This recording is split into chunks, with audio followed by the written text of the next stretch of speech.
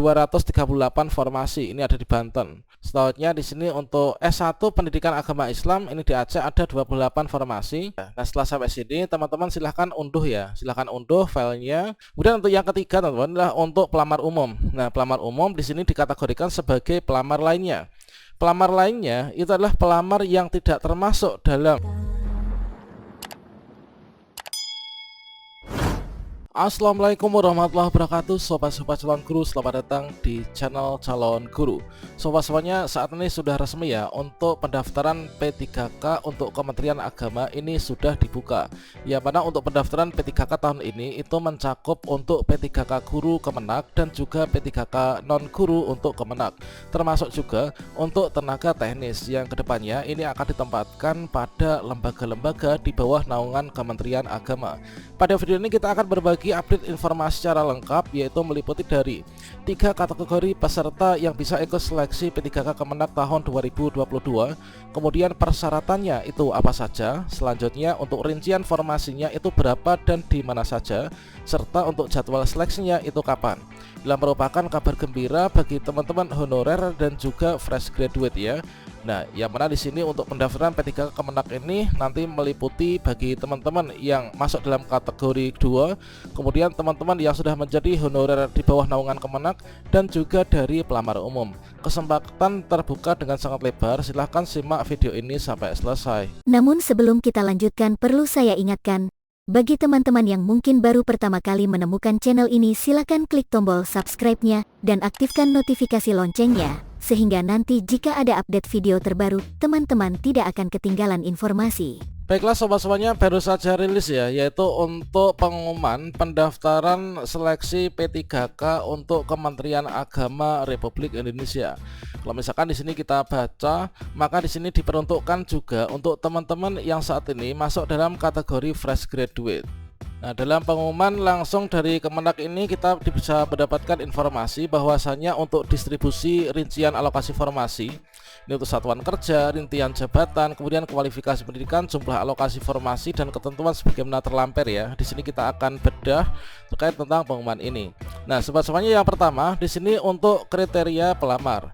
Nah, untuk P3K Kemenak di sini ada 3 kriteria pelamar ya, teman-teman. Yang pertama ini adalah pelamar XTHK2. Bagi teman-teman XTHK2 tenaga honorer kategori 2 ini menjadi peserta pertama ya. Pelamar XTHK2 itu merupakan pelamar yang terdaftar pada pangkalan data atau database BKN, ini yang memiliki kartu peserta ujian dan masih aktif bekerja di Kementerian Agama sampai dengan saat periode pendaftaran ini. Kemudian yang kedua ini adalah untuk teman-teman pelamar non ASN Kementerian Agama. Nah, pelamar non ASN Kementerian Agama itu merupakan pelamar yang telah mengabdi dan masih aktif bekerja di Kementerian Agama sampai dengan periode pendaftaran ini, dan wajib memiliki pengalaman ya di bidang kerja yang relevan dengan jabatan yang nantinya ini akan dilamar. Kemudian untuk yang ketiga teman-teman adalah untuk pelamar umum. Nah, pelamar umum di sini dikategorikan sebagai pelamar lainnya.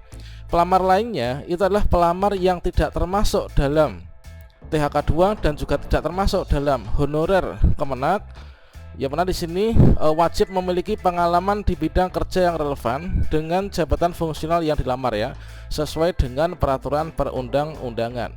Jadi ada 3 kategori untuk pelamarnya teman-teman, yaitu XTHK2, kemudian honorer Kemenak, dan juga pelamar lainnya. Di sini kalau misalkan kita cek untuk persyaratan umumnya ini sama halnya dengan persyaratan P3K Kemdikbud, yaitu warga negara Indonesia, usia paling rendah 20, kemudian tidak pernah dipidana penjara 2 tahun, tidak pernah diberhentikan, tidak menjadi anggota parpol, memiliki kualifikasi sesuai dengan jabatan, kemudian sehat jasmani, bersedia ditempatkan di seluruh wilayah Indonesia, kemudian wajib memiliki persyaratan kerja sesuai dengan yang dilamar. Ya, benar di sini untuk persyaratan kerjanya ini adalah ketentuannya paling singkat 2 tahun untuk jenjang pemula, terampil, dan juga ahli pertama. Kemudian paling singkat 3 tahun untuk jenjang ahli muda, dan juga paling singkat 5 tahun untuk jenjang ahli madya. Kemudian wajib mendapatkan izin tertulis dari suami atau istri atau orang tua atau wali ya, bersedia ditempatkan di seluruh wilayah NKRI, mematuhi seluruh ketentuan peraturan perundang-undangan yang ada di Kementerian Agama.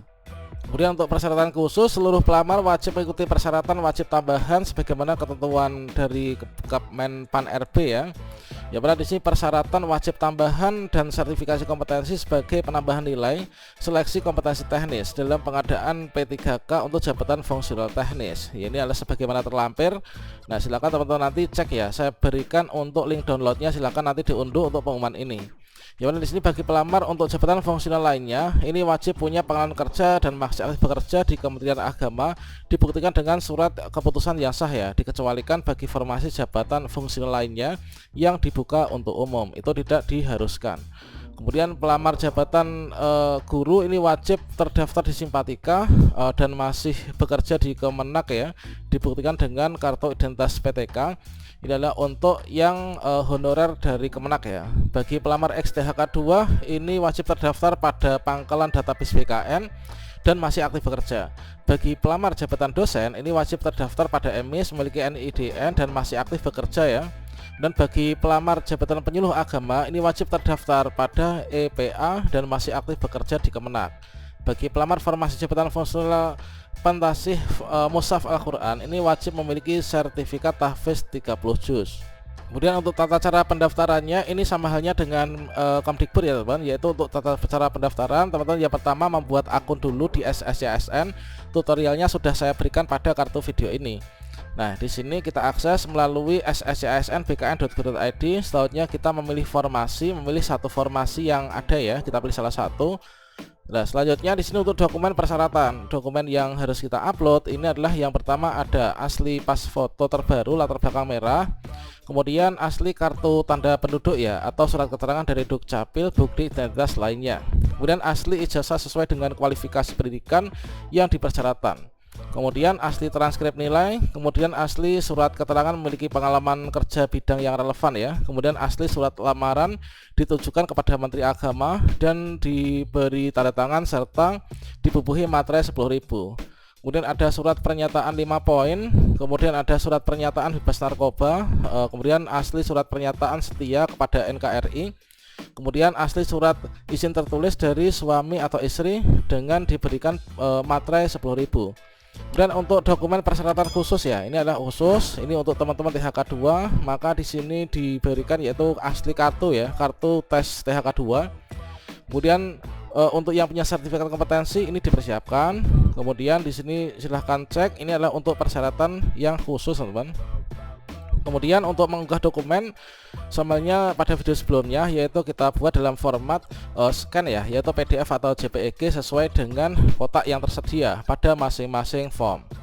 Kemudian jadwal pelaksanaan seleksi. Nah, selanjutnya di sini tahapan seleksi itu ada dua. Yang pertama seleksi administrasi. Kemudian kalau kita lulus seleksi administrasi, berikutnya kita akan mengikuti seleksi kompetensi.